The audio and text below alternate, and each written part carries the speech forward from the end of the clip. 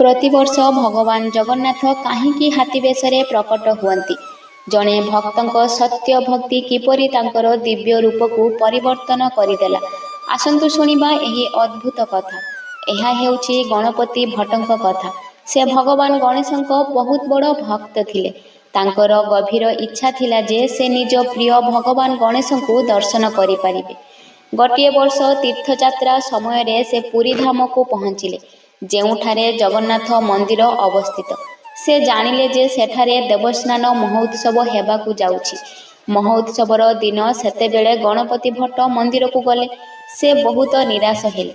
से निज प्रिय भगवान गणेशंक मूर्ति खोजिले, किंतु सेठारे केवल भगवान जगन्नाथ, तांको भाई बलभद्र और भौणी सुभद्रांक मूर्ति थिला।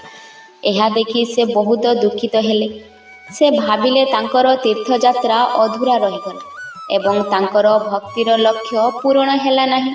जेतेबेले से फेरिबाकू जाउथिले, जणे अजणा पुरोहित तांको पाखकू आसी पचारिले, तुमे एते दुखित काहेकि? भट्ट कहिले जे तांकर इच्छा केवल भगवान गणेशंकु दर्शन करिबा। पुरोहित कहिले, जदि तुमर भक्ति सत्य हुए तेबे मंदिर को पुणी जाओ एवं हृदयरू प्रार्थना कर। गणपति भट्ट सही कथा को मानिले। देवस्नान महोत्सव परे से पुणी मंदिर को फेरी आसिले एवं हृदयरू प्रार्थना कले। तापरे घटिला अद्भुत चमत्कार। से देखिले जे भगवान जगन्नाथ और बलभद्र एक अलौकिक रूपरे प्रकट होइछन्ति। हाथीर मुख और लंबा शुंढ सहित सठिक भावे तांकर प्रिय भगवान गणेशंक भଳି। भट्टंक आखि आगरे भगवान स्वयं प्रकट हेई तांकर भक्ति को स्वीकार कले एवं आशीर्वाद देले।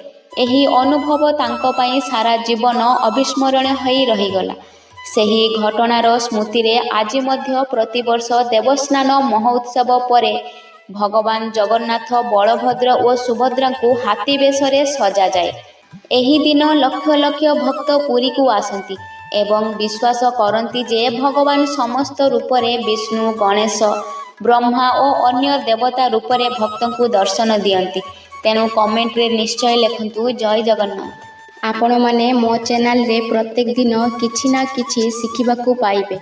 तो फॉलो आउ सब्सक्राइब करने को जमारू भूलिबेनी। राधे राधे।